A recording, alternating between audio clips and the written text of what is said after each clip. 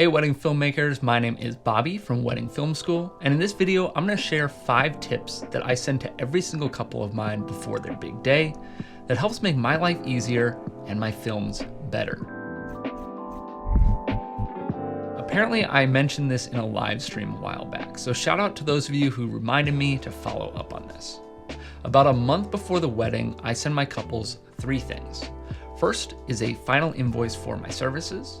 Second is a questionnaire that fills me in on some details of the day and provides me a vendor list so I know who all is involved. And finally is a PDF that has 5 tips that I like all of my couples to have in mind, and these have definitely made life easier for me on the wedding day and beyond. And I'm not gonna lie, this PDF really does need to be redesigned, but for the purposes of this video, it doesn't really matter. So let's go tip by tip, and I'll share a bit about the tip itself and the reasoning behind it. And I'd love if you guys would leave any other tips that you can think of in the comments down below. This is a community after all, and while I hope you don't copy me word for word, we can all share our tips and make the experience better for both our couples and ourselves. The first tip I have on the sheet is all about speeches, and I actually even mentioned that while speeches are at the end of the night, I put this one first because it's so important to the quality of the film. The tip is mostly to encourage the speech givers to have a plan, whether that's a full-on script or a loose direction, and to not just wing it.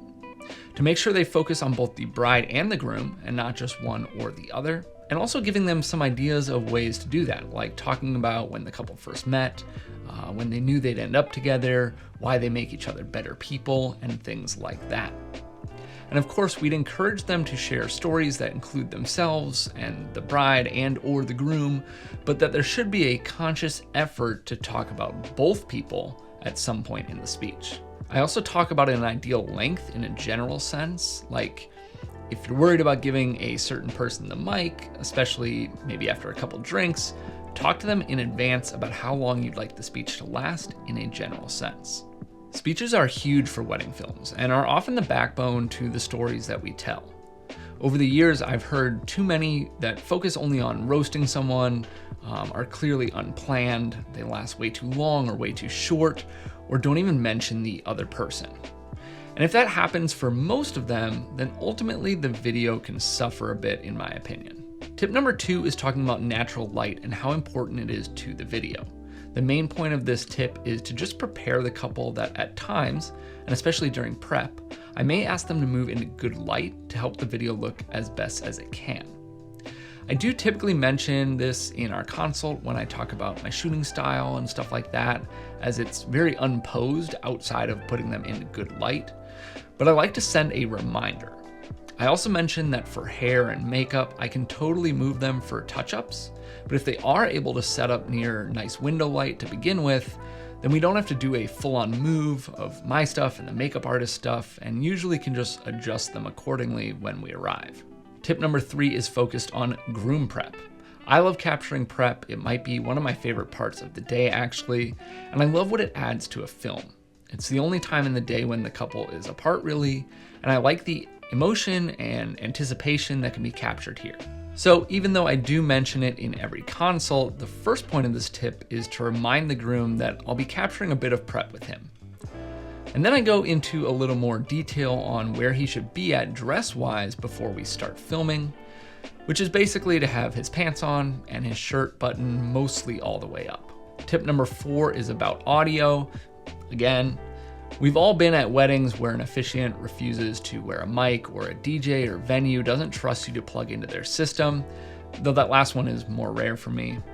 But in any case, as a vendor working alongside someone in an ideal world, we'd all be team players, but that isn't always the case.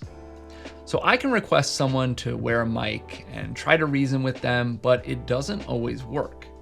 However, if the couple requests it, that's a different story.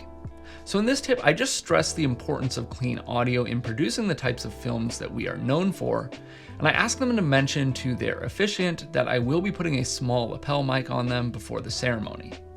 And also that they mention to the DJ or venue that they have a videographer, and then I'll probably be reaching out to them either in advance or at the event at some point to plug into their system.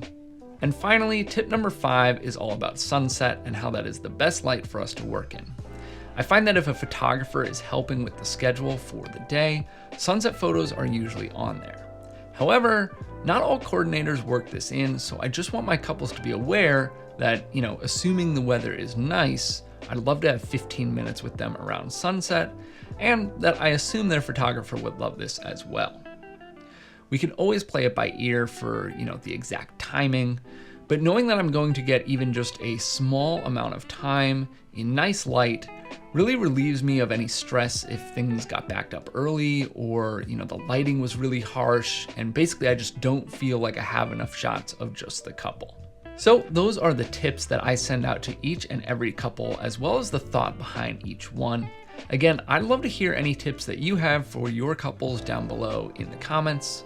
Be sure to check out our other videos on the channel, including our weekly podcast, The Wedding Film School Show, our gear reviews and behind the scenes videos at Real Weddings, and also submit your films to our weekly live film reviews happening here on YouTube every Thursday evening. Thanks for watching, and I'll see you in the next video.